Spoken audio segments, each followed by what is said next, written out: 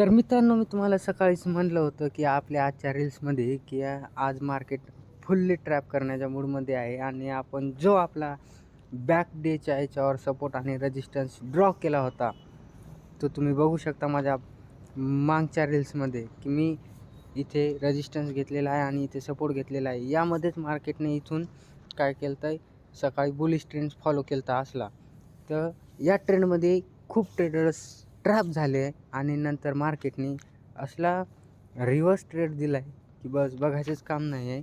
आता तुम्ही बघू शकता आपली प्रॉपर ॲनालिसिस झाली. म्हणून तुम्हाला म्हणतो मार्केटने कधी पण मार्केटच्या सकाळी जास्ती नादाला लागायचंच नाही. आरामात जोपर्यंत आपला सेटअप रेडी होत नाही तोपर्यंत मार्केटमध्ये ट्रेड घेण्याची काहीही गरज नाही.